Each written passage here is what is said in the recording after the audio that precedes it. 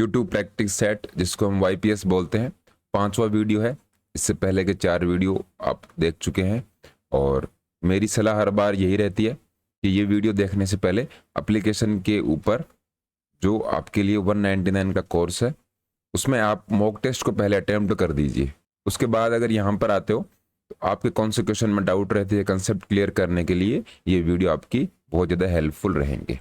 Physical education की सारी exams को कवर करने वाली ये वीडियोस हम लगातार आपके लिए लेकर आ रहे हैं। RPSC, अधीनस्थ board, UPTGT, HTET, DT+B, MP TET से लेकर UGC नेट तक की ऑल ओवर इंडिया में जो भी फिजिकल एजुकेशन से रिलेटेड उन सभी को ध्यान में रखते हुए क्वेश्चंस का ये फॉर्मेट है आपके लिए तैयार किया गया है। हर वीडियो में हम 50 MCQs को देखते हैं, डिटेल में उनका हम डिस्कशन भी करते हैं। पहला क्वेश्चन क्या है, सभी घूर्णन गतियां रोटेशनल जो मूवमेंट्स होते हैं किस एक्सिस पर क्रियात्मक हैं। लास्ट वीडियो में हमने देखा था कि एक्सिस और प्लेन में क्या फर्क होता है। जब भी आपको एक्सिस और प्लेन एकदम सिंपल भाषा में सिंपल तरीके से समझना हो तो आपके घर पे जो पंखा है, फैन है, ऊपर जो लगा हुआ है छत के, आप जिस कमरे में हो वहां पर जो ऊपर पंखा लगा हुआ है वहां पर ये पंखा है और ये ऐसे 3 ताड़ियां लगी हुई हैं। ये जो फैन की ये डंडी है ये होती है एक्सिस और ये जो ताड़ियां हैं ये करती हैं प्लेन का काम। अब ये जो एक्सिस है और ये प्लेन है, एक्सिस और प्लेन में हमेशा 90 डिग्री का रिलेशन होता है। क्या मतलब है, एक्सिस हमेशा प्लेन के 90 डिग्री के एंगल पर होता है, एकदम सामने नहीं होता, जस्ट परपेंडिकुलर दिखाई देगा। रोटेशनल मोमेंट की बात की गई है। रोटेशनल मोमेंट मतलब इस तरीके से जैसे कि पंखा या फिर पंखे की ताड़ियां घूम रही हों। यहाँ पर आपके लिए सेजिटल, फ्रंटल, वर्टिकल और हॉरिजॉन्टल एक्सिस दे रखी है। हमें पता है सेजिटल और फ्रंटल एक्सिस, इसके साथ साथ वर्टिकल हॉरिजॉन्टल के जो एक्सिस हैं उनके बारे में आपको पता होना चाहिए। तो सेजिटल का मतलब है आपकी जो बॉडी है, ये मान लीजिए आपकी बॉडी है, आपकी बॉडी से आगे और पीछे उसको बोलते हैं सेजिटल। आगे पीछे जो होता है उसको एक्सिस बोलते हैं और प्लेन भी बोलते हैं। क्या मतलब हुआ कि आगे पीछे जो मूवमेंट होंगी वो एक्सिस प्लेन के अंदर होंगी और आपकी बॉडी से जस्ट आगे से लेकर पीछे तक, फ्रंट से लेकर बैक तक एक रोड के टाइप से कोई गुजरेगा उसको एक्सिस बोलते हैं। जैसा कि हमने ये फैन के एग्जांपल में देखा था। फ्रंटल में क्या रहता है, ये आपके साइड में रहता है, साइड में आपके मूवमेंट होते हैं, साइड में ही एक्सिस होता है, ये होता है फ्रंटल प्लेन या फिर फ्रंटल एक्सिस। वर्टिकल एक्सिस बहुत ही शानदार है। आप जैसे कि खड़े हो तो जमीन पर खड़े हो, जमीन के जस्ट ऊपर इस तरीके से जैसे कि फैन लगा हुआ होता है, वो जो फैन में ऊपर डंडी लगी हुई है वो वर्टिकल एक्सिस में लगी हुई है। यहाँ पर सारे रोटेशन आप आसानी से कर सकते हो। हॉरिजॉन्टल एक्सिस हम कह भी सकते हैं, हॉरिजॉन्टल एक्सिस फ्रंटल एक्सिस के जैसे ही होगी क्योंकि इस तरीके से होगी हॉरिजॉन्टल एक्सिस। फ्रंटल एक्सिस भी ऐसे ही होती है। करेक्ट आंसर हमारा इसके अंदर वर्टिकल एक्सिस हो जाएगा क्योंकि वर्टिकल एक्सिस में क्या हो सकते हैं, रोटेशनल मूवमेंट हो सकते हैं, घूमना हम वर्टिकल एक्सिस के अंदर ही देखते हैं। खिलाड़ी को चोट के बाद पूरी क्षमता के साथ मैदान में लौटने की जो चिकित्सकीय प्रक्रिया होती है उसे क्या कहते हैं। ये हमने पहले भी बात करी है। कोई खिलाड़ी इंजर्ड हो जाता है, उसको इंजरी लग जाती है या फिर उसकी कोई सर्जरी हुई है, सर्जरी के बाद वो वापस ग्राउंड में आता है या फिर अपनी नॉर्मल लाइफ जी रहा हो, इस पूरी जो प्रोसेस को है उसको क्या बोलते हैं। तो ये पूरी प्रोसेस रिहैबिलिटेशन कहलाती है। बहुत बार ऐसे भी लोग होते हैं जो ड्रग्स का सेवन करते हैं, बहुत सारे ड्रग्स का सेवन करते हैं, वो उनसे उनको दूर या फिर दूर करने के बजाय वो ड्रग्स का सेवन ना करें, वो आदत छोड़ने के लिए एक सेंटर में वो रहते हैं। ये जो सेंटर होता है इसको रिहैबिलिटेशन सेंटर कहते हैं। इस तरीके से इसको आपको समझना है। जो भी आपकी प्रॉब्लम है, इंजरी है, कोई ड्रग्स आप ले रहे हो, उसके फिनिश होने के बाद वो जो आपकी प्रॉब्लम है वो कंप्लीट हो गई, उसके बाद आप नॉर्मल लाइफ जीते हो जैसा कि इस ड्रग्स को या फिर ये इस प्रॉब्लम से पहले की आपकी जिंदगी थी, उसको क्या कहा जाता है, इस पूरी प्रोसेस को रिहैबिलिटेशन कहा जाता है। उच्च आवृत्ति वाले प्राप्तांक को क्या कहते हैं। हाई फ्रीक्वेंसी की बात हो रही है। हाई फ्रीक्वेंसी वाली जो वैल्यू होती है उनको क्या कहते हैं। फ्रीक्वेंसी मतलब बार बार, जैसे कि यहाँ पर 1 से लेकर 20 तक कुछ लिखा हुआ, उसमें 4, 5, 7, फिर 4, फिर 7, फिर 8, फिर 4, फिर 4, इस तरीके से आपके सामने कोई नंबर्स लिख दिए। अब इसमें फ्रीक्वेंसी का मतलब क्या है, ऐसी कौन सी संख्या है जो सबसे ज्यादा बार आई है, तो 4 यहाँ पर ज्यादा बार आई है, इस तरीके से इसको समझना है। तो उसको आप कहेंगे क्या, उसको हम कहते हैं बहुलक, जो बार बार आ रहा हो उसको हम मोड कहते हैं।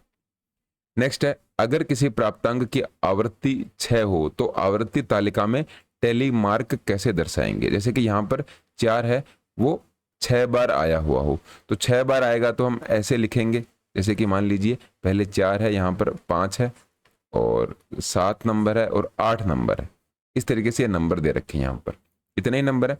तो 4 मान लीजिए 6 बार आया है, तो उसको कैसे लिखेंगे, उसको ऐसे लिखेंगे या फिर 1 2 3 4 5 6 इस तरीके से लिखेंगे। ये पूरा एक लिखने का तरीका होता है। ऐसे भी लिख देते हैं कई बार 1 2 3 4 5 और 6, इस तरीके से स्टैटिस्टिक्स के अंदर लिखा जाता है। यहाँ पर सबसे बेस्ट ऑप्शन आपको यही लग रहा है, 4 आपका करेक्ट आंसर हो जाएगा। नेक्स्ट है, निम्न में से कौन मनोरंजन के अंतर्गत नहीं आता। रिक्रिएशन को हमने लास्ट के जो वीडियोस अभी तक हुए हैं, 4 वीडियोस कंप्लीट हो चुके हैं, उनमें रिक्रिएशन को हमने डिटेल में देखा है, कौन से देश से वो आया है, क्या उसका मतलब होता है। अब यहाँ पर क्या पूछा गया है, 4 ऑप्शंस में से ये बताना है कि कौन सा इसके अंदर इंक्लूड नहीं होगा। तो फैमिली रिक्रिएशन है, कमर्शियल रिक्रिएशन है, कम्युनिटी है और केमिकल रिक्रिएशन है। केमिकल रिक्रिएशन नाम की कोई चीज नहीं होती, ऑप्शन से ये कि आपका क्लियर हो जाएगा, बाकी किसी में आपको दिमाग लगाने की जरूरत ही नहीं है। लेकिन अगर आप देखते हो तो फैमिली रिक्रिएशन मतलब घर पे आप कोई फंक्शन या फिर इवेंट करते हो, ये आपका फैमिली रिक्रिएशन के अंदर आता है। कमर्शियल रिक्रिएशन में आप कहीं नाच गाना वगैरह या फिर फंक्शन कुछ देखने चले जाते हो। कम्युनिटी रिएक्शन में आपके समाज के आसपास के लोग मिलकर कुछ मनोरंजन करते हैं, उसको कम्युनिटी रिक्रिएशन कहते हैं। ग्रामीण मनोरंजन को प्रभावित करने वाले कारक कौन से हैं। रूरल रिक्रिएशन की बात हो रही है, गांव में हम रिक्रिएशन करते हैं, कोई ऐसी एक्टिविटी करते हैं मनोरंजक, उसमें क्या प्रभावित करता है गांव की अगर बात करते हैं तो लैक ऑफ मनी, धन की कमी, ठीक बात है। गांव में जो रिक्रिएशन होते हैं वहां पर एक प्रॉब्लम ये रहती है। फिर है पॉलिटिकल इंटरफेरेंस, गांव में राजनीति का भी प्रवेश हो जाता है, एक गुट चाहता है कि ऐसा रिक्रिएशन हो, दूसरा गुट नहीं चाहता। फिर फैसिलिटीज भी कम होती हैं, तो ये तीनों ही बातें आपकी सही हो जाएंगी। गांव में रिक्रिएशन करना इतना भी इजी नहीं होता, थोड़ी सी वहां पर परेशानी हमें देखने को मिलती है।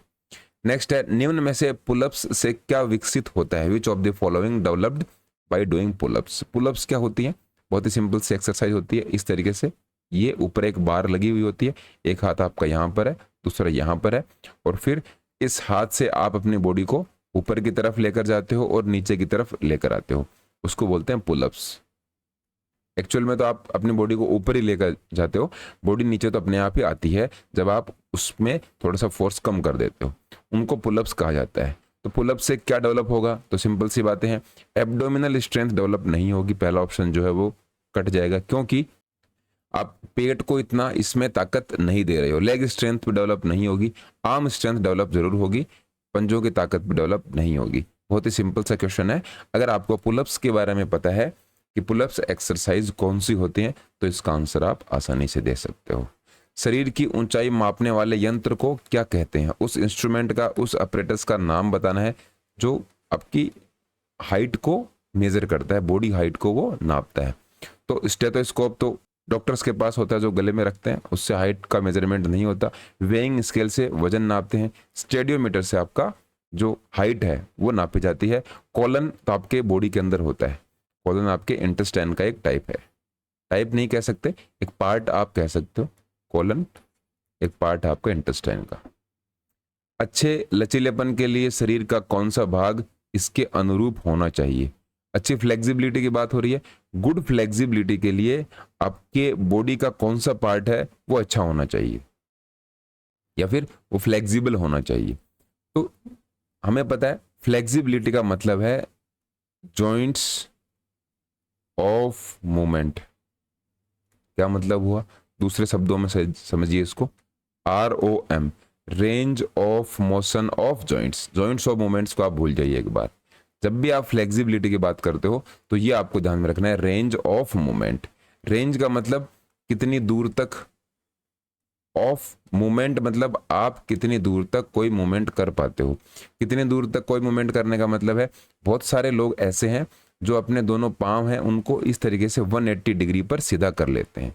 इसका क्या मतलब है, उनका जो हिप जॉइंट है, हिप जॉइंट की जो फ्लेक्सिबिलिटी है वो अच्छी है।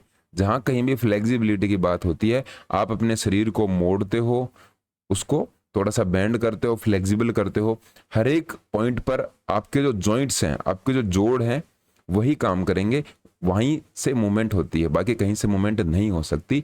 बोन है आपकी फ्लेक्सिबल नहीं होनी चाहिए, बोन आपकी हार्ड या फिर रिजिड या फिर मजबूत ही होनी चाहिए। ये ऑप्शन आपका गलत हो जाएगा। फेफड़ों से फ्लेक्सिबिलिटी का संबंध बिल्कुल भी नहीं है, जॉइंट्स यहाँ पर आपका करेक्ट आंसर हो जाएगा।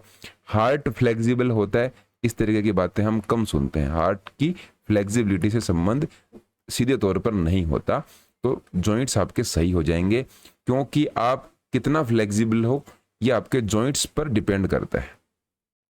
बाकी मसल्स भी यहाँ पर दिया हुआ होता तो मसल्स के ऊपर भी डिपेंड नहीं करता। लंबे समय तक जब आप कोई एक्टिविटी नहीं करते हो तो आपका शरीर अकड़ जाता है, तो वो जो अकड़न है वो आपके जॉइंट्स के अंदर आई है, बॉडी का और कोई हिस्सा इसमें इफेक्ट नहीं हुआ है।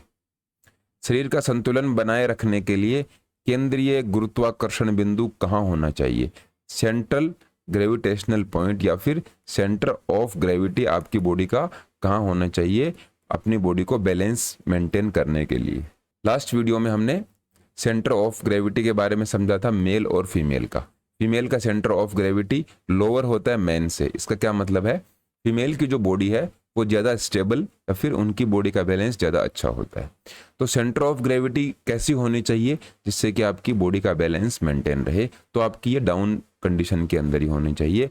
जितना सेंटर ऑफ ग्रेविटी नीचे होगा उतनी ही आपकी जो स्टेबिलिटी है, आपका बैलेंस है, वो अच्छा माना जाता है। विश्व का सबसे लोकप्रिय खेल कौन सा है? इंडिया के अंदर तो क्रिकेट खेलते हैं, सबसे लोकप्रिय आप क्रिकेट को कह सकते हो। उसके बाद में कबड्डी, फुटबॉल, इस तरीके के गेम आते हैं। लेकिन अगर वर्ल्ड लेवल पर देखें तो क्रिकेट खेलने वाले देश आपको गिनती के ही मिलेंगे।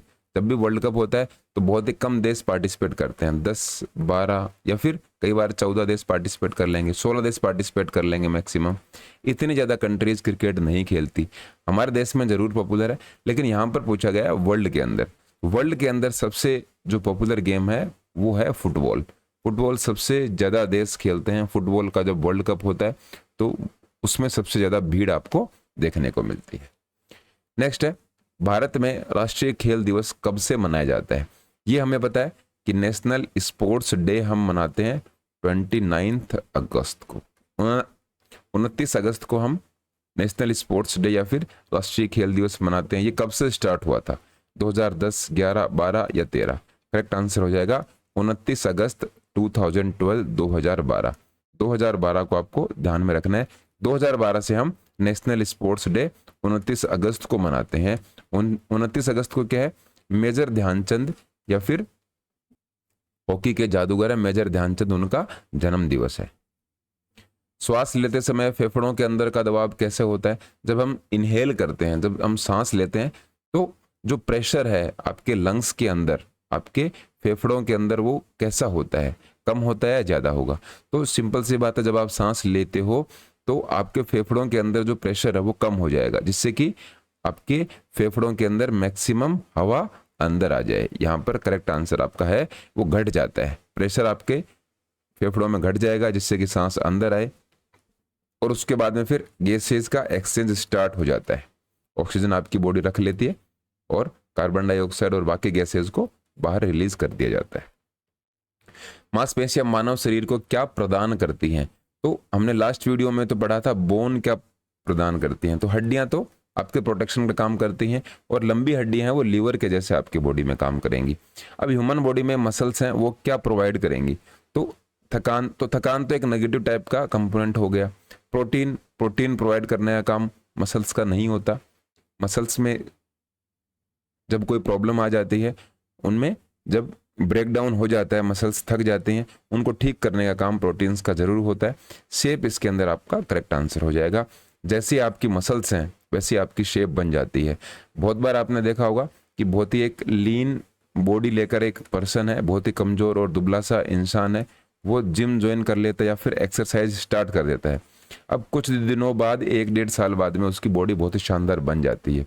अब ये बॉडी में जो चेंजमेंट है ये आपकी हड्डियों की वजह से तो आया नहीं है कि आपकी जो हड्डियां हैं वो मजबूत या फिर बहुत ज़्यादा मोटी हो गई हैं। मजबूत आप जिम करने से या फिर एक्सरसाइज करने से हड्डियां मजबूत जरूर होती हैं, लेकिन वो बहुत ज़्यादा मोटी हो जाती हैं, ऐसे चांस कम है, मोटी नहीं हो सकती। आपकी जो मसल्स हैं वो जरूर बड़ी हो जाती है, मसल्स में क्या हो जाता है और ताकत आ जाती है। तो ये जो शेप आपकी चेंज हुई है वो मसल्स की वजह से होती है। एड्स किस माध्यम से फैलता है? तो एड्स वायरस के माध्यम से फैलता है। वायरस से फैलने वाली ये डिजीज है। इसकी फुल फॉर्म कई बार एग्जाम में पूछी गई है, आजकल तो ये क्वेश्चन नहीं पूछते। एड्स का जो टेस्ट करते हैं उसको क्या बोलते हैं, ये जरूर आपको पूछ सकते हैं, और उसको बोलते हैं वेस्टर्न ब्लॉट टेस्ट होता है, और एलिसा टेस्ट भी इसी काम में आता है। इनके बारे में पूछ सकते हैं, करंट में ये क्वेश्चन ज़्यादा चल रहे हैं। एलिसा टेस्ट से भी आप क्या एड्स के बारे में पता कर सकते हो। नेक्स्ट है, शरीर की टूटी फूटी मांसपेशियों को ठीक करने के लिए निम्न में से क्या आवश्यक है? देखिए, आपकी बॉडी के अंदर बहुत सारे विटामिन, मिनरल्स, कार्बोहाइड्रेट, ये सारी चीज़ें होती हैं, लेकिन हर एक कंपोनेंट का, हर एक न्यूट्रिएंट का आपकी बॉडी में अलग रोल होता है। क्या रोल होता है वो आपको समझना जरूरी है। सबसे पहले ऑप्शंस में देख लेते हैं। विटामिन क्या करते हैं? आपकी बॉडी में जो भी एक्टिविटीज़ हो रही हैं, जो भी ऑपरेशंस हो रहे हैं, आप खाना खाते हो, सांस लेते हो, बॉडी में टिश्यूज बन रहे हैं, उनको हेल्प करने के लिए विटामिन का रोल होता है। प्रोटीन को हम देखेंगे बाद में। उसके बाद में कार्बोहाइड्रेट्स हैं। कार्बोहाइड्रेट्स ग्लूकोज में चेंज होकर आपको एनर्जी देते हैं। सबसे पहले एनर्जी का सोर्स आपके कार्बोहाइड्रेट ही होते हैं। नेक्स्ट है मिनरल्स। बहुत ही कम अमाउंट में आपकी बॉडी के अंदर होते हैं, लेकिन ये आपकी बॉडी में बहुत बड़ी बड़ी एक्टिविटी करने के लिए इंपॉर्टेंट होते हैं। फिर बात करते हैं प्रोटीन। प्रोटीन आपकी बॉडी में बिल्डिंग ब्लॉक का काम करते हैं। इनको building block of the human body भी कहा जाता है। बिल्डिंग ब्लॉक का क्या मतलब है? जब आपकी मसल्स, आपकी मांसपेशियां थक जाती हैं, उनको रिपेयर करने का काम करते हैं। प्रोटीन एक तरह से आपकी बॉडी के मिस्त्री होते हैं। आपकी बॉडी में कोई प्रॉब्लम आ गई, उसकी मेंटेनेंस का काम पूरा प्रोटीन के अंदर होता है। इसीलिए तो कहते हैं जब आप थक जाते हो या फिर कोई भारी एक्टिविटी आप करते हो, आपको थोड़ा सा प्रोटीन ले लेना चाहिए। प्रोटीन लेने के बाद जब आप सो जाते हो, अब सोने के टाइम पर ये जो प्रोटीन है ये आपकी बॉडी को सही करने का काम करते हैं। मसल्स में जो ब्रेकडाउन हो चुका है, टिश्यूज हैं मसल्स के वो फट चुके हैं, उनको सही करने का काम किसका होता है? प्रोटीन का होता है। करेक्ट आंसर हमारा हो जाएगा प्रोटीन। भुजंगासन किस बीमारी के लिए लाभदायक है? ये बीमारियों वाले क्वेश्चन आजकल बहुत ज्यादा पूछते हैं कि कौन से आसन से कौन सी बीमारी ठीक होती है। तो भुजंगासन किस तरीके से करते हैं? जैसे कि आप पेट के बल लेट जाते हो और फिर इस तरीके से आप ऊपर की तरफ, दोनों हाथ आपके आगे रहते हैं, या आपकी यहाँ पर क्या रहेगी? गर्दन रहेगी। इस तरीके से होता है भुजंगासन। भुजंग का मतलब होता है सांप, इसको कोबरा पोज भी कहते हैं। इससे आपकी जो अस्थमा है वो ठीक होती है, उसके लिए बेनिफिशियल होता है, क्योंकि अस्थमा में आपका जो ये गला है ये कई बार चोक हो जाता है, उसको ठीक करने के लिए ये बहुत ही शानदार आसन आप कह सकते हो। एग्जाम में पूछा गया क्वेश्चन है, ध्यान में रखना इसको। निम्न में से कौन सा आसन अधोमुख स्थिति में किया जाता है? अधोमुख अगर आपको समझ में नहीं आ रहा है तो डाउनवर्ड फेसिंग एक पोजीशन है। डाउनवर्ड फेसिंग पोजीशन का मतलब आपका जो फेस है वो डाउनवर्ड रहेगा, नीचे की तरफ रहेगा। उदरासन मतलब पेट का आसन होता है, इसमें नहीं रहता। शलभासन इसमें रहता है। सर्वांगासन और शवासन। तो सर्वांगासन में तो आपका फेस यहाँ पर है और पैर ऐसे ऊपर की तरफ चले जाते हैं। शवासन में आप लेट ही जाते हो। लेकिन शलभासन में किस तरीके से होता है? आपका जो मुंह है वो ऐसे होता है और पैर ऊपर की तरफ चले जाते हैं। तो डाउनवर्ड फेसिंग में आपके मुंह रहते हैं। इस तरीके से शलभासन किया जाता है। यह आप जब डायग्राम देखोगे इजीली आपके समझ में आ जाएंगे। कोरोनरी आर्टरी किससे संबंधित है ये पूछा गया है। तो कोरोनरी आर्टरी के बारे में तो हमने लास्ट वीडियो में देख ही लिया था। कोरोनरी आर्टरी आपके हार्ट से रिलेटेड, हार्ट में होती है। स्प्लीन क्या होती है? स्प्लीन होती है ग्रेवयार्ड ऑफ आरबीसीज। आरबीसी का कब्रगाह है। आरबीसी आपकी बॉडी में लगभग 120 दिन तक रहती हैं। जब इनकी वैलिडिटी पूरी हो जाती है उसके बाद में वो स्प्लीन में जाती हैं और अपने आप को ख़त्म कर लेती हैं। इसलिए कहा जाता है 3 से 4 महीने में आप अगर ब्लड डोनेट करते हो तो आपकी बॉडी के अंदर कोई भी फर्क नहीं महसूस होगा, कोई प्रॉब्लम नहीं आएगी। ये सारी आरबीसी कहाँ पर जाती हैं, स्प्लीन में जाकर खत्म हो जाती हैं। लंग्स के बारे में आपको पता ही है, और लीवर। राइट आंसर आपका हो जाएगा यहाँ पर हार्ट। कोरोनरी आर्टरी हार्ट के अंदर पाई जाती है। कैरोटिड आर्टरी के बारे में हमने देख लिया था, रेडियल आर्टरी के बारे में हमने देख लिया था, और अभी हमने कोरोनरी आर्टरी को समझा है। लोगों की शारीरिक भिन्नता कैसे होती है, फिजिकल डिफरेंसेस की बात हो रही है कि लोगों में वो किस तरीके से होती है। अनुवांशिकता, जिसको हेरिडिटी कहा जाता है, बर्थ प्लेस, इन्वायरमेंट और रेशियल बैकग्राउंड। देखिए आप कहाँ से आते हो, आपकी जाति क्या है, आप किस तरीके के हो, उससे फिजिकली डिफरेंस हो सकता है, ये एक पॉसिबल ऑप्शन है। इन्वायरमेंट से इतना फर्क नहीं पड़ेगा, आप कहाँ पे आपने जन्म लिया है उससे इतना फिजिकली फर्क नहीं पड़ेगा। लेकिन सबसे ज्यादा फर्क अगर आपको पड़ता है वो पड़ता है अनुवांशिकता से।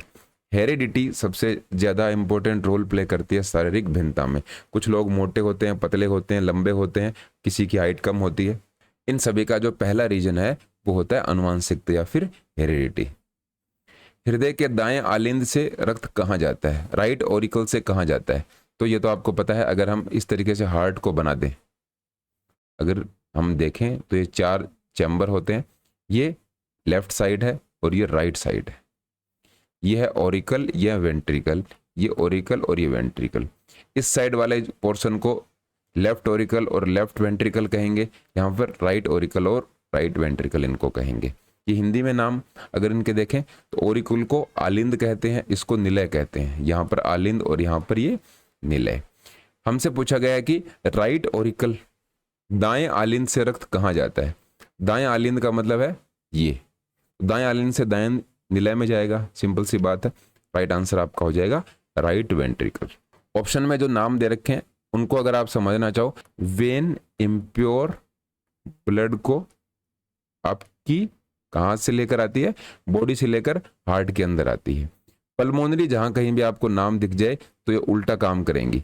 पल्मोनरी आर्टरी इम्प्योर ब्लड को लेकर आती है, पल्मोनरी वेन प्योर ब्लड को लेकर आती है। पल्मोनरी का मतलब है आपके लंग्स, यहाँ पर लंग्स से रिलेटेड बातें होती हैं। अब पल्मोनरी वेन क्या करती है, यहाँ पर जैसे कि आपके लंग्स बने हुए हैं, ये हैं, मान लीजिए ये आपके लंग्स हैं, यहाँ से ब्लड आएगा।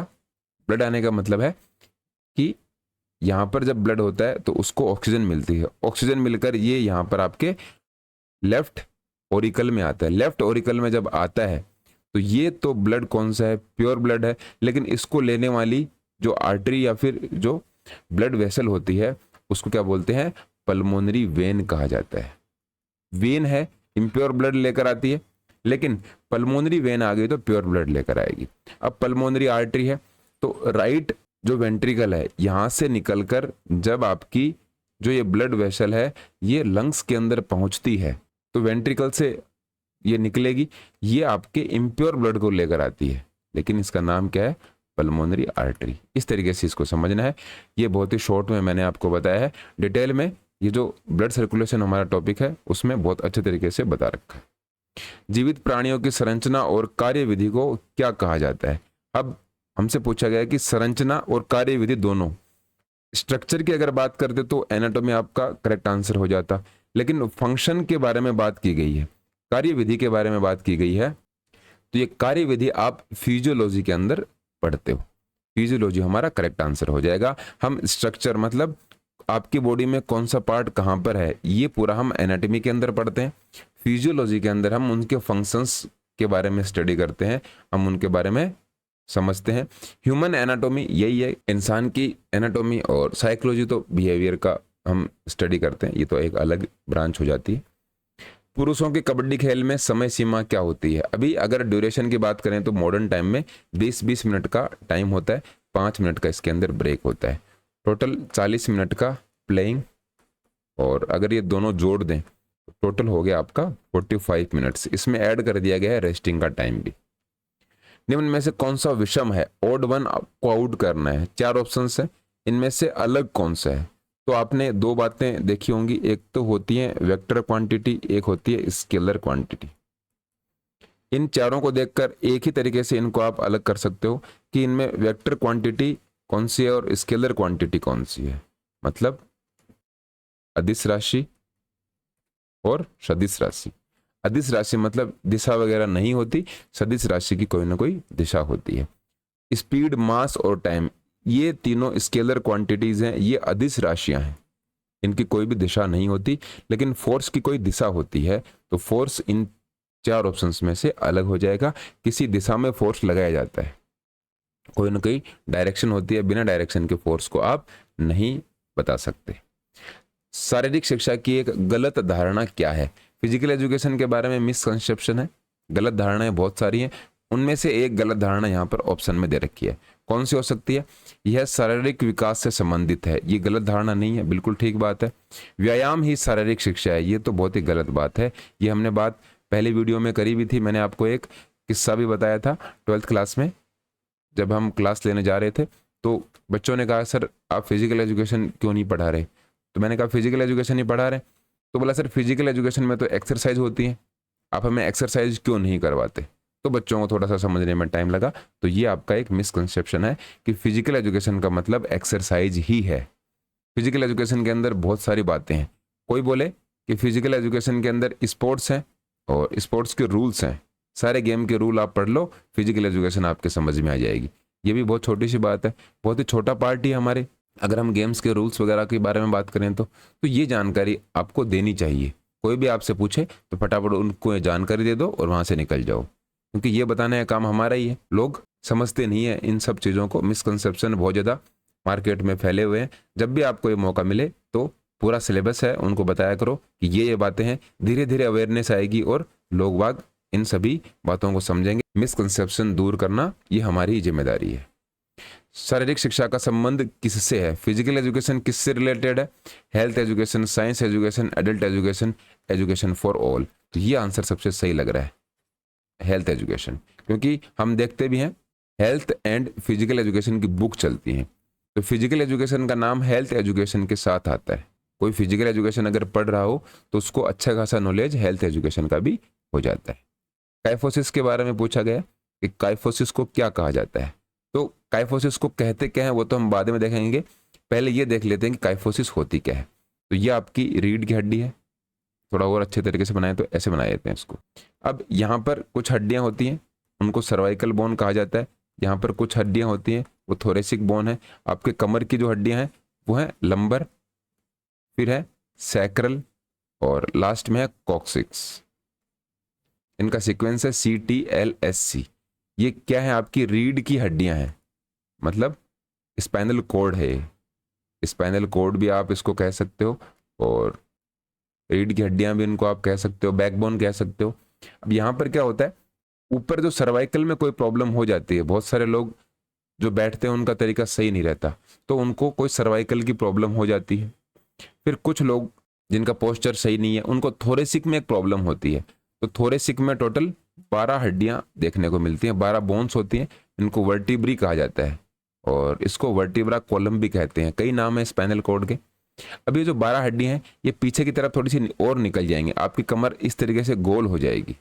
तो गोल कमर होगी, इसका मतलब आपकी जो बैक है वो राउंडेड शेप में आ रखी है, इसको बोलते हैं गोल कमर या फिर rounded shape.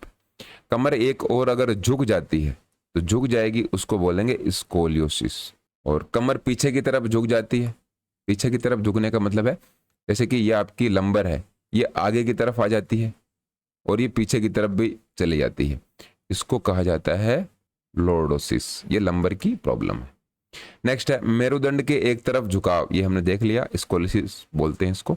One side spine, आपके जैसे कि ये आपकी गर्दन है और आपके कंधे ऐसे हैं और यहाँ पर आपके हाथ लगे हुए हैं। ये कंधे एक साइड अगर झुक जाते हैं, जैसे कि मान लीजिए ऐसे हैं और कंधे थोड़े से झुक गए, ये आपको जो दिखाई दे रहा है इंसान, इसको स्कोलियोसिस की प्रॉब्लम है। क्योंकि लेटरल कर्वेचर, ये भी नाम आपको पता होना चाहिए। लेटरल का मतलब होता है साइडवेज, साइड में अगर कोई थोड़ा सा डेविएशन आ जाता है उसको स्कोलियोसिस कहा जाता है। निम्न में से चैलेंज प्रतियोगिता का प्रकार है। चैलेंज प्रतियोगिता का कौन सा टाइप है? तो आप देख सकते हो 3 टाइप के हम मेनली देखते हैं, LPS, लेडर, पिरामिड और स्पाइडर वेब। ये चैलेंज जो टूर्नामेंट होता है उसकी टाइप होती है। यहाँ पर हमें पिरामिड टाइप दे रखी है, तो ये चैलेंज टूर्नामेंट का ये टाइप होता है। बाकी नॉक नॉकआउट कम लीग, लीग कम नॉकआउट, ये कॉम्बिनेशन टूर्नामेंट के टाइप है। और साइक्लिक ये जो है ये है लीग टूर्नामेंट का टाइप। टूर्नामेंट के ये जो हमारी वीडियो है उसमें डिटेल में बता रखा है। अंतर विद्यालय खेलों के क्या लाभ हैं? इंटर स्कूल कंपटीशन की बात कर रहे हैं। अब ये जो इंटर स्कूल कंपटीशन है इनको आप कह सकते हो इंट्रामुरल्स, इंट्रामुरल इनको कहते हैं। इनके लाभ क्या हैं? तो लाभ कौशल में दक्षता का विकास, डेवलपमेंट ऑफ स्किल प्रोफिशिएंसी, आपकी जो स्किल है वो इससे बढ़ जाएगी। स्किल बढ़ाने के लिए अच्छे हैं क्योंकि बार बार आप मैच खेलते रहते हो और अपनी जो प्रैक्टिस है उसके ऊपर ध्यान देते हो। इंट्रामुरल प्रतियोगिताओं की क्या क्रियाएं हैं? तो इंट्रामुरल के बारे में हमने पढ़ा है कई बार। मेजर गेम भी होते हैं, रिक्रिएशनल एक्टिविटीज़ भी होती हैं, क्रिएटिव एक्टिविटीज़ भी होती हैं, ये सभी इंट्रामुरल्स के अंदर आ जाते हैं। क्रिएटिव में आप डांस वगैरह कंपटीशन, ड्राइंग के कंपटीशन हो सकते हैं, और रिक्रिएशनल में नाच गाना, ये सारी चीज़ें जो होती हैं। मेजर गेम भी खेले जाते हैं, ये सभी इंट्रामुरल कंपटीशन के अंदर हम पढ़ते हैं। सबसे अच्छी अध्यापन पद्धति क्या है? टीचिंग मेथड की बात हो रही है, सबसे शानदार मेथड कौन सा है? तो ब्लैक बोर्ड स्टडी, ये सारी लेक्चर मेथड, ऑडियो विजुअल सब होते हैं, लेकिन आज के टाइम में अगर देखा जाए तो ऑडियो विजुअल मेथड सबसे शानदार है। जो कि आप अभी देख रहे हो इसमें पूरा समझ में आ रहा है। कई बार अगर हमें डायग्राम की ज़रूरत पड़ती है तो डायग्राम भी देख लेते हैं। कई बार जो स्पोर्ट्स पर्सन होते हैं उनको ये ज़रूरत होती है कि ये स्किल मैं किस तरीके से करूँ, तो वो सीधा वीडियो चला लेते हैं, वीडियो से उनको हेल्प मिल जाती है। और सबसे शानदार मेथड ये आज के टाइम में देखा गया है। टेबुलर पद्धति संबंधित है, टेबुलर मेथड है, तो ये लीग टूर्नामेंट से रिलेटेड है। लीग टूर्नामेंट आपका करेक्ट आंसर हो जाएगा। 3 तरीके से या फिर 3 टाइप से लीग टूर्नामेंट को हम देखते हैं, लीग टूर्नामेंट हम करवा सकते हैं। सबसे पहला है टेबुलर मेथड, दूसरा है साइक्लिक मेथड, और तीसरा कौन सा है? Staircase method. ये TCS इनकी ट्रिक है और इससे लीग टूर्नामेंट करवाए जाते हैं। Knockout tournament, single knockout, knockout tournament के बारे में हम समझ चुके हैं। चैलेंज टूर्नामेंट के हमने टाइप देख लिए तीनों, और कॉम्बिनेशन टूर्नामेंट 4 टाइप का होता है, ये हमने लास्ट वीडियो में समझ लिया था। शारीरिक शिक्षा शिक्षण में कौन सा श्रव्य दृश्य साधन है? ऑडियो विजुअल एड की बात हो रही है, जिसको हम वीडियो भी कह सकते हैं। वीडियो में आपके सामने क्या चल रहा है? वीडियो भी चल रही है और क्या हो रहा है? ऑडियो भी आ रहा है। तो ये ऑप्शन हमारा सही हो जाएगा यहाँ पर, वीडियो टेप। वीडियो टेप इसके लिए करेक्ट आंसर है। वीडियो टेप का मतलब यही है, कोई video. Audio visual aid, aid का मतलब आपकी हेल्प कर रहा है। फिजिकल एजुकेशन में ये हेल्प करने का काम करता है, तो वीडियोज हेल्प करते हैं। कुछ समझाना हो किसी टीचर को तो इजीली वीडियो के माध्यम से वो समझा सकते हैं। लीग टूर्नामेंट के लिए फिक्सचर बनाने की कितनी विधि हैं? तो ये हमने देख ली, 3 विधियां हैं, टेबुलर मेथड, साइक्लिक मेथड और स्टेयरकेस मेथड। विद्यार्थियों को साइकिल के पहियों के तारों के समान खड़ा किया जाता है, इस संरचना को क्या कहते हैं? यहाँ पर एक आदमी खड़ा रहता है और बच्चे इस तरीके से खड़े रहेंगे। तो साइकिल के जो टायर हैं, ये ताड़ियाँ जो बनी होती हैं, इनको स्पोक कहा जाता है, इसलिए इस संरचना को स्पोक संरचना कहा जाता है।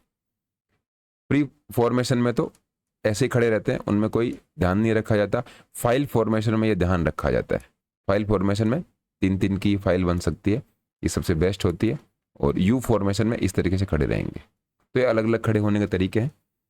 बच्चों को जब हम सिखाते हैं, डेमोन्स्ट्रेट करते हैं, तो ये अलग अलग तरीके हम इस्तेमाल करेंगे। शारीरिक शिक्षा में शिक्षण को प्रभावित करने वाला निम्न में से कौन सा तत्व नहीं है?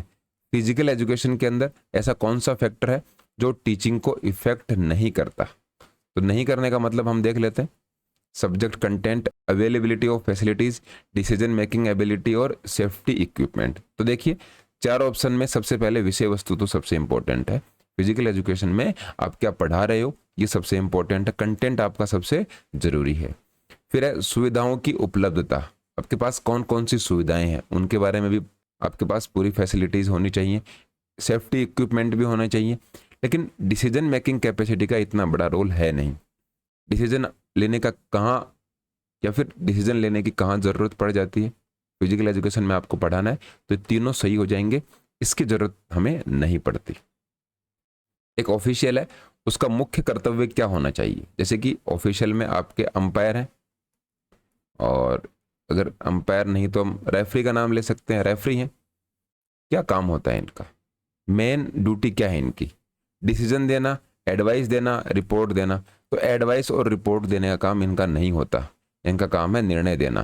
किसी को परामर्श आप दीजिए, रिपोर्ट दीजिए, उनकी कोई ज़रूरत नहीं है। आप केवल निर्णय देने का काम आपका है, वही आपको करना चाहिए। ऑफिशियल का मेन यही काम होता है। सिलेबस को क्या प्रभावित करता है?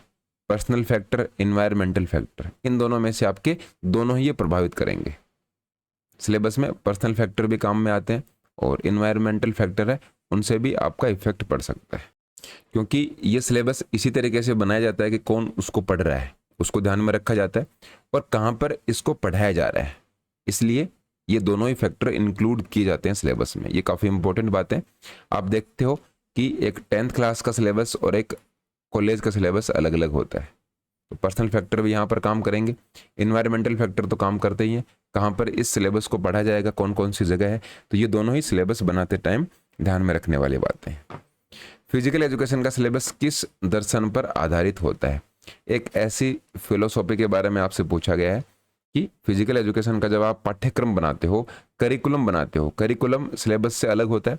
करिकुलम में आपकी सारी एक्टिविटीज आ गई, इसमें आपके प्रैक्टिकल्स भी आ गए। आप यहाँ पर कुछ घूमने जाते हो अपने टाइम के बीच में, या फिर अपनी जो पूरी डिग्री है उसके बीच में, ये सब कुछ करिकुलम के अंदर आ जाता है। सिलेबस में आप केवल पढ़ते हो, आप केवल सिलेबस कवर करते हो और उससे नंबर आते हैं। तो उसमें आपकी साइकोलॉजिकल फिलोसॉफी, सोशल, नेचुरल, ये तीनों ही फिलोसॉफी आपके काम की होती हैं। सभी फिलोसॉफी का ध्यान रखा जाता है। फिजिकल एजुकेशन का करिकुलम इसी तरीके से बनाया जाना चाहिए। नेक्स्ट है, खेल को विकसित करने के लिए सबसे अधिक आवश्यक क्या है? What is the most important for development of sports? तो स्पोर्ट्स को डेवलप करने के लिए सबसे important money, sports coach, good players, sports management, सारी बातें अच्छी, सभी चाहिए आपको, लेकिन सबसे पहले आपका खेल का जो प्रबंधन है वो सबसे आवश्यक है। स्पोर्ट्स का मैनेजमेंट होना जरूरी है। अच्छे खिलाड़ी भी आपके पास हैं, अच्छे कोचेज भी हैं, लेकिन ग्राउंड पे उनका सही तरीके से मैनेजमेंट अगर नहीं हो रहा है तो आपका स्पोर्ट्स का जो डेवलपमेंट है वो बिल्कुल भी नहीं हो पाएगा। पैसे आपके पास बहुत हैं, स्पोर्ट्स कोचेज नहीं है, तब भी आप अच्छे तरीके से उसको मैनेज नहीं कर पाएंगे। इसलिए स्पोर्ट्स का मैनेजमेंट सबसे इंपॉर्टेंट है, बाकी चीजें धीरे धीरे आती रहेंगी। शारीरिक शिक्षा का प्रबंधन एवं प्रशासन एक प्रक्रिया है। मैनेजमेंट और एडमिनिस्ट्रेशन फिजिकल एजुकेशन के अंदर क्या है? तो ये जो प्रक्रिया है ये 2 वे, डिफिकल्ट, अननेसेसरी। तो डिफिकल्ट और अननेसेसरी ये तो नेगेटिव है, इनके आंसर होने के चांसेस कम होते हैं। अब मैनेजमेंट और एडमिनिस्ट्रेशन की बात करें तो प्रोग्रेसिव सबसे सही आंसर लग रहा है। विकासशील होना चाहिए, लगातार कुछ ना कुछ एडवांसमेंट हमें देखते रहने चाहिए अगर हम फिजिकल एजुकेशन की मैनेजमेंट और एडमिनिस्ट्रेशन की बात करते हैं। तो इंट्राम्यूरल प्रतियोगिता से आप क्या समझते हैं? कई बार हम इसको पढ़ चुके हैं। तो competition held with in the institution, संस्थान के भीतर आयोजित जो प्रतियोगिताएं होती हैं उनको इंट्राम्यूरल कंपटीशन है। ये क्वेश्चन इतनी बार रिपीट हो जाएंगे कि आपके याद हो जाएंगे, इसलिए ये आपके जो वीडियोज हैं बहुत ज़्यादा हेल्प करने वाले हैं एग्जाम के अंदर। अध्यापन की एक विधि है, टीचिंग मेथड है, इन 3 ऑप्शंस में से बताना है कि कौन सी है। स्टोरी राइटिंग, राइटिंग या फिर डेमोन्स्ट्रेशन। तो स्टोरी राइटिंग टीचिंग मेथड नहीं है, आप केवल स्टोरी लिखते हो, लिखना भी कोई टीचिंग मेथड नहीं है। डेमोन्स्ट्रेशन एक टीचिंग मेथड है। टीचिंग मेथड किस तरीके से है? जैसे कि मान लीजिए आप ग्राउंड पर खड़े हो और कोई स्किल आपको दिखानी है। अब ये स्किल आप बच्चों को बता तो दोगे, लेकिन उसको परफॉर्म करना है। परफॉर्म जब आप करते हो उसको बोलते हैं डेमोन्स्ट्रेशन, उसका प्रदर्शन आपको करना है। प्रतियोगिता योजना के ब्लूप्रिंट को क्या कहते हैं? कंपटीशन की जो प्लानिंग करते हैं। प्लानिंग आपने कर ली, कोई भी कंपटीशन करने से पहले, कोई भी कंपटीशन जब हो रहा हो उससे पहले की जो प्लानिंग है उसको क्या कहेंगे? उसको आप कहते हैं स्ट्रेटजी, रणनीति आप बनाते हो। अब ये स्ट्रेटजी किस तरीके से होगी कि हम टूर्नामेंट को किस तरीके से करवाएंगे, टूर्नामेंट जब चल रहा होगा तब हमारी क्या स्ट्रेटजी रहेगी, टूर्नामेंट जब फिनिश हो जाएगा तब हमें क्या करना है। ये पूरी जो प्लानिंग है उसका जो ब्लूप्रिंट है उसको स्ट्रेटजी कहा जाता है। टेक्निक, टैक्टिक, स्किल, ये सारी बातें अलग हैं। अगर हम यहाँ पर इस तरीके से देखें कि टूर्नामेंट हम करवा नहीं रहे, हम खेल रहे हैं, तो स्ट्रेटजी एक ऐसा तरीका है जो आपकी कंपटीशन है, ये मान लीजिए अब कंपटीशन हो रहा है, तो कंपटीशन होने से पहले स्ट्रेटजी बनाई जाती है। जब कंपटीशन आपका चल रहा हो, किसी से मैच चल रहा हो, तब भी स्ट्रेटजी बनती है। हम किस तरीके से टूर्नामेंट में खेलेंगे। अब ये जो मैच हमारे सामने चल रहा है उसके लिए हमारी क्या प्लानिंग होनी चाहिए, ये सभी हम स्ट्रेटजी के अंदर समझते हैं। प्रबंधन के आधारभूत कार्य हैं। बेसिक फंक्शंस मैनेजमेंट के क्या हैं? तो मैनेजमेंट में हमने प्लानिंग भी पढ़ा है, ऑर्गेनाइजिंग भी देखा है, डायरेक्टिंग भी है, फाइनेंशियल मैनेजमेंट भी है। चारों ऑप्शन आपके करेक्ट हो जाएंगे। मैनेजमेंट बहुत ही एक इम्पोर्टेंट टॉपिक है। इसमें planning, organising, staffing, coordinating, budgeting, ये बहुत सारी चीज़ें आती हैं, सभी को आपको ध्यान में रखना है। निम्नलिखित में से कौन सा एक प्रबंधन का कार्य नहीं है? मैनेजमेंट का कौन सा फंक्शन नहीं है? तो इन सभी के बारे में हमने देखा ही है। प्लानिंग मैनेजमेंट के अंदर होता है, ऑर्गेनाइजिंग भी होता है, डायरेक्टिंग भी होता है, लेकिन सब्जेक्ट मैटर नहीं होता, विषय वस्तु नहीं होती। सब्जेक्ट मैटर अगर हम बात करते हैं टीचिंग की, तो ये यहाँ पर होता। टीचिंग में सब्जेक्ट मैटर या फिर कंटेंट आपके लिए सबसे ज़्यादा जरूरी माना जाता है। निम्नलिखित में से कौन सा एक कुशल नेतृत्व का गुण नहीं है? अच्छी लीडरशिप की बात हो रही है, स्किलफुल लीडरशिप किसी के अंदर है, तो कौन सा एक गुण है जो अगर नहीं भी होगा तो भी काम चल जाएगा, इसकी जरूरत नहीं है? तो रिस्पॉन्सिबिलिटी, एक लीडर के अंदर रिस्पॉन्सिबिलिटी होनी बहुत ज़्यादा जरूरी है। उत्तरदायित्व उसका होना चाहिए, मोटिवेशन की उसके अंदर कमी नहीं होनी चाहिए, कॉन्फिडेंस उसका अच्छा होना चाहिए। लीडर में ये तीनों क्वालिटीज़ होनी चाहिए। हाइट का इतना बड़ा रोल नहीं होता, अगर आपकी हाइट ज़्यादा है या फिर आपकी हाइट कम है, इन दोनों से फर्क नहीं पड़ता आपकी लीडरशिप में। जैसे कि हम एग्जाम्पल देखते हैं, नेपोलियन बोनापार्ट का हम एग्जाम्पल देखते हैं। उनकी हाइट बहुत कम थी, लेकिन उनकी लीडरशिप क्वालिटीज थी वो बहुत ही शानदार थी। नेक्स्ट है, जिम्नास्टिक कला उत्तम प्रकार से सीखी जा सकती है। जिम्नास्टिक स्किल की बात हो रही है, अच्छे तरीके से आप कैसे सीख पाओगे? तो यहाँ पर पहला ही ऑप्शन आपका करेक्ट हो जाएगा। आपकी जो सपोर्टिंग इक्विपमेंट और सामग्री हैं उनके प्रयोग से, क्योंकि जिम्नास्टिक में आपकी जो फ्लेक्सिबिलिटी है एक तो वो सबसे शानदार होनी चाहिए, लेकिन बहुत सारे इक्विपमेंट है, वोल्टिंग टेबल है, फ्लोर एक्सरसाइज है, बहुत सारे टाइप्स हैं। वो अगर सपोर्टिंग इक्विपमेंट आपके पास नहीं है तो आप जिम्नास्टिक नहीं कर पाओगे। मॉडल पिक्चर, डेमोन्स्ट्रेशन, मल्टीमीडिया, ये सारे अच्छी बातें हैं, लेकिन सपोर्टिंग इक्विपमेंट नहीं होंगे तो जिम्नास्टिक की स्किल आप परफॉर्म ही नहीं कर पाओगे। श्रव्य साधन अध्यापक की सहायता करता है, क्योंकि ऑडियो विजुअल एड की बात हो रही है। एड का मतलब होता है हेल्प, यहाँ पर हेल्प भी दे रखा है। एड का मतलब जैसे कि आपने नाम सुना है फर्स्ट एड। फर्स्ट एड मतलब ऐसी हेल्प जो सबसे पहले दी जाए। ऑडियो विजुअल एड है, मतलब यहाँ पर वीडियो की बात हो रही है, ऐसी वीडियो जिसके अंदर ऑडियो भी आपको सुनाई दे रहा हो। तो ये सहायता करता है। कैसे सहायता करता है? क्योंकि ये पाठ को प्रभावशाली बना देता है। आपका जो लेसन है उसको इफेक्टिव बनाने का काम ये करता है। कैसे प्रभावशाली बनाएगा? आपने कोई टॉपिक पढ़ाया, बच्चों के इतना समझ में नहीं आया, बच्चों को जैसे कि पढ़ा दिया कि स्प्रिंट क्या होती है।